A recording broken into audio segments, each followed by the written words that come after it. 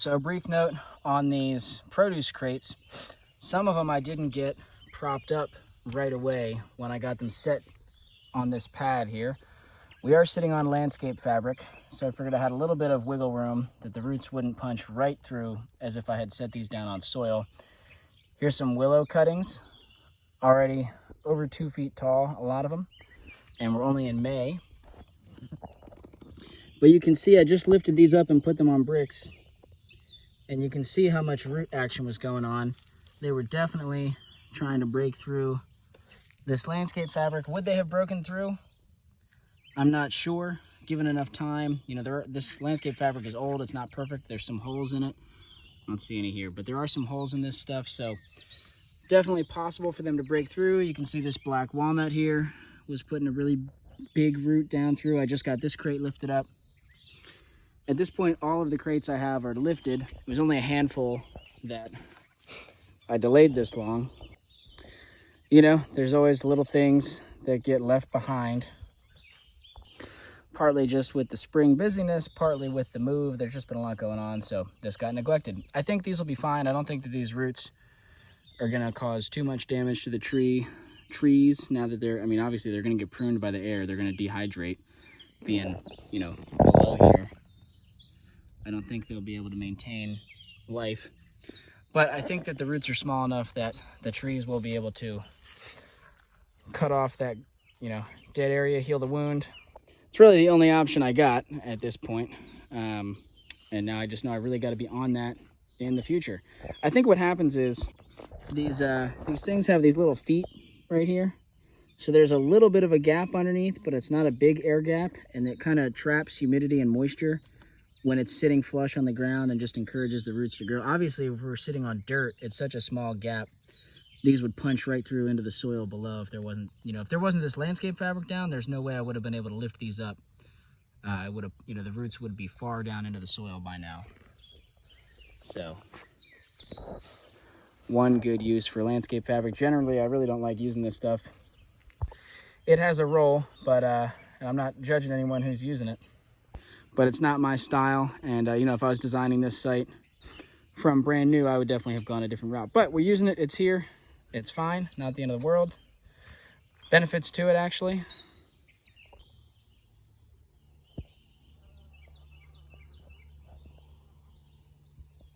Anyway, so following up on the video I made in this space recently, planting beans. You know, the beans are coming up. I was talking to EB, and we're thinking about, you know, all these blueberries are nice, but we don't know if we want these blueberries here long term. This might kind of be a nurse bed for a lot of these shrubby perennials like the blueberries, and we might try to keep this as either a propagation space or an annual space and not have as many perennials in here in the future. What that means for me is that if there's a good chance that these blueberries are going to get dug up, I'm less worried about activities that might disturb the roots come fall. So I was, you know, planning to just do annuals in here, because annuals I don't have to, well, outside of sweet potatoes and potatoes, I don't have to come in and dig at the end of the season. And so I can grow the beans very close to the blueberries here without disturbing the blueberry roots. Compare that to what I'm doing now. Now that I know these blueberries might come out, it gives me much more of an opportunity to use this as a nursery space, which in some areas, as I showed in the previous video, there is some nursery work going on. There's some blackberry cuttings in here and elderberry cuttings and other stuff. But right now what I'm doing is I'm scattering in honey locust seed, which I did a pre-treatment of the seed, a soaking, the hot water bath, whatever you want to call it. I've got a video out on how to do that. These seeds have a dormancy that can be tricky to break. If you have the right techniques, it's actually pretty easy. But if you don't do that, they can be very, very slow to germinate because they have such a hard seed coat. And so all I'm doing is anywhere that there's gaps, you know, there's a bean right there, there's a blueberry here, there's a big gap in between. Eventually this bean and these southern peas will fill this gap. But in the meantime, I'm going to plant in some honey locust is in a nursery setting, and they should all get along fine. I don't think that they will have any trouble coexisting in this space. Sharing the space should be not a problem at all. You can see I'm planting pretty densely here. These trees are only going to be in here for one season. I'd like them to get to a good size, but I don't need them to get massive, you know, in 1 year. That might be a little too close together. And so that's the gist. I'm just kind of scattering my seed into these little trenches, nice and relatively low labor method. And then all I'm gonna do is I'm gonna spread this mulch back over here. You could cover them up with a little bit of soil. That might be ideal, but you know, we're just using mulch. And then I will water these in, and they hopefully will germinate just like that. And I've got various spots. You can see a little trench here, kind of odd shapes here. Just anywhere that I see a gap, right here. I'm plugging in these locust seeds. You can see the beans are coming along rather nicely. Not nearly as many insect issues with this round of beans as the last one. I don't know if the pressure is just different. It's a slightly, you know, it's a little bit later in the year. Insect pressure comes and goes in waves, or it could be, if you saw that previous video, I put a lot of compost in each hole where I put a bean, so they could just have a little bit more energy from that. Who knows? Hopefully we'll get some good beans. Also got some sunflowers coming up in here, so that's exciting. Another 1, 2 right there. And yeah, I'm gonna get to planting.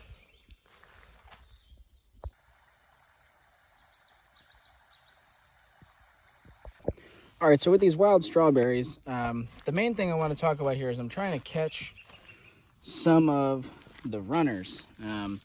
You can see I've got these wild strawberries that are in these fabric pots, which came from the North Carolina site, and they're really starting to send out runners as they do.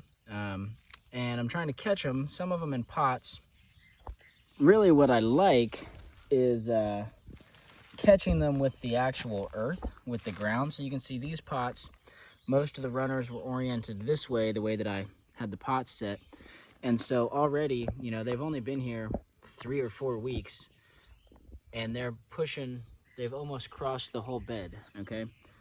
This one is going really fast, but you know, this plant is pushing out runners into the bed.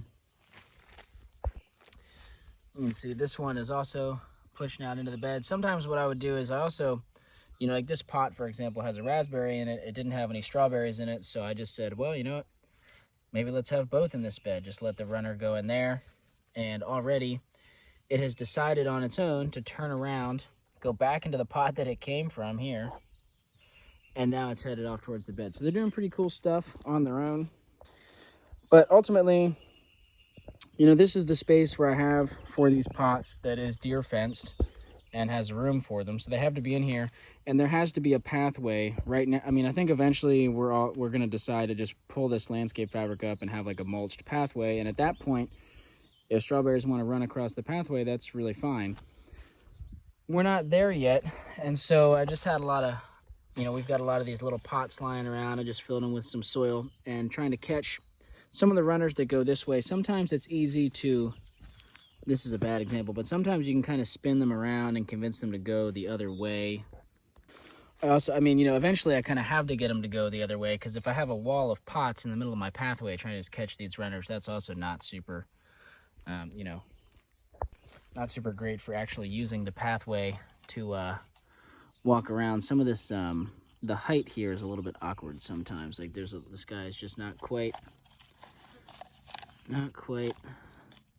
See if I can kind of force some contact there by putting some, weighing it down with some mulch. I don't know if you can see what's going on with the shadow, but trying to get this guy to root in. Anyway, just some of the interesting little things that I'm doing in the nursery this time of year. This is blackberries a friend gave me. Blackberries from cuttings taken this early in the spring, just stuck in a pot, and they have some berries already. I'm gonna probably transplant these into a larger pot or into the ground. I mean, eventually I'd like to get all of these strawberries into the ground. I just, with the move going on, didn't really have time. They probably, honestly, I could have just stuck them in here. Hadn't really thought about that. They definitely could go, and arguably I could get away with transplanting them this time of year into this bed. But I figure I already went through the labor of putting them in these fabric pots. I kind of like that they're mobile, and they put out runners, so we can do the best of both worlds. You know, I can keep them in the pots, and they will grow into the beds through the runners, And we'll generate more pots with strawberries in them that we can then either distribute to the nursery, give out to friends, etc., etc. Strawberries are really cool that way, in that once you've got a few, they just very quickly multiply into many, many, many plants. I guess one thing from a nursery perspective, it will be difficult to distinguish just based on leaves which strawberry is which, because I've got wild strawberry, I forget the Latin name. This is the one. It makes the little red berries. Virginiana or something. You know, the one that's native to the East Coast. Whoop. There's some little red berries right here that have been, well, as you can see, some insects got them, but that's okay. Another one right here, ripening up. Anyway, compare that to, I think I touched on these in one of my previous videos. These are alpine strawberries here. When they're fully ripe, the berries remain white. They don't get much bigger than this. This one's not quite ripe, but let's see if I can find a ripe one in here. I came back here last night with Corey and we picked them pretty good, so I don't see any that are fully ripe. I mean, some of these are definitely, you know, you could eat them. They're just not at their peak. Not at their peak. Oh, here's a good one. Here's a good one. That's about as big as they get. Sometimes the tip is a little bit more filled out. And that's the color. That's the color. These are not very sweet. They have an interesting, they have their own flavor going on. It's a little bit tart. It's unique. It's definitely enjoyable, but it's not what you think of with a strawberry taste, if that's what you're looking for. Definitely not going to be this. And then another thing that I've been working on is I'm just out of bed space, air printing bed space and in-ground bed space. I don't have a whole lot of that left. That is high cost real estate right now here. High priority real estate, whatever. So what I do have a lot of, though, is pots. Soil is also not in super high supply right now, but there's some soil and leaf compost around it. So what I've been doing is for little projects, I'm filling up a lot of pots and sowing seed. Some of this has been captured on video, some of this I didn't. Like, I got some bloodroot seed that I picked from a little patch over by the house. And this is a really, you know, low labor, low cost method to, if you have never grown a certain species before, you get some seed, you just want to try it out on a small scale. There's probably 40 bloodroot seeds in here, a very light dusting of mulch because they're small seeds. You can see that's already the soil there. Hopefully they can poke up through that. And then these are some citrus varieties that a friend gave me seeds of that I've never heard of or grown before. So we've got that. I'd like to get all these moved down to the garden hoop house so it has deer protection at least. And then same thing here, you know, these are mulberry, there's some serviceberry, some Kentucky coffee tree, some locust, 2 empty pots not yet seeded.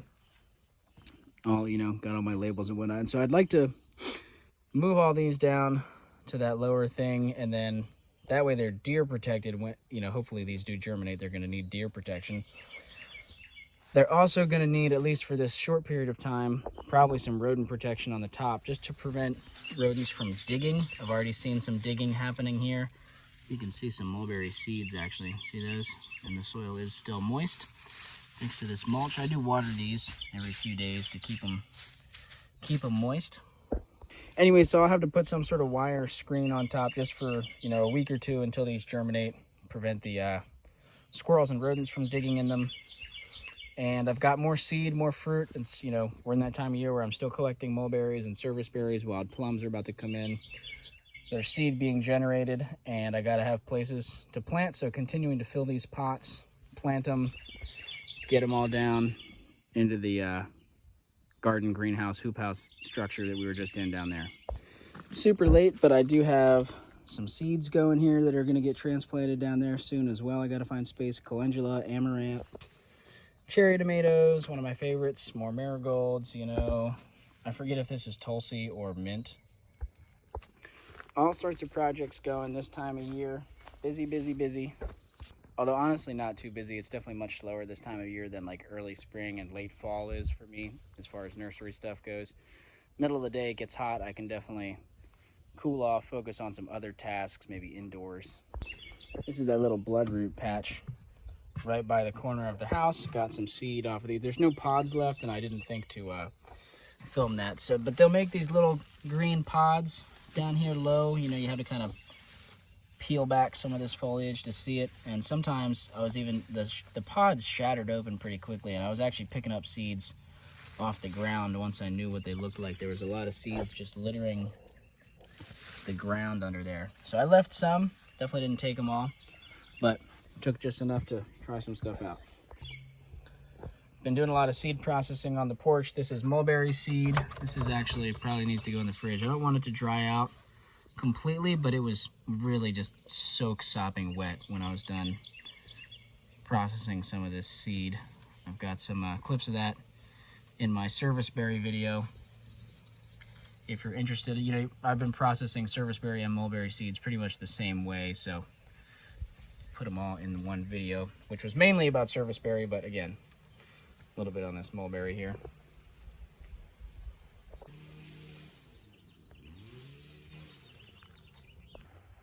All right, so I've got to free the beasts here. These chestnut seedlings are poking out the top of their cage. You can see ones like this have poked through. Others are totally bent over.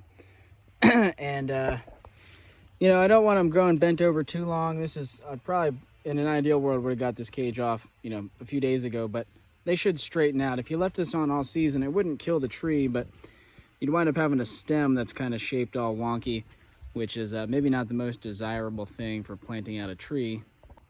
It's going to be an interesting growing season here. I'm trying to recall if at this point in the year last year I had trees this tall or not. I think I definitely had this. You know, this cage is about a 2-foot cage. This is like 2-foot hardware cloth. And as you can see, a lot of these walnuts, I mean, some of them are almost a foot over the top of that.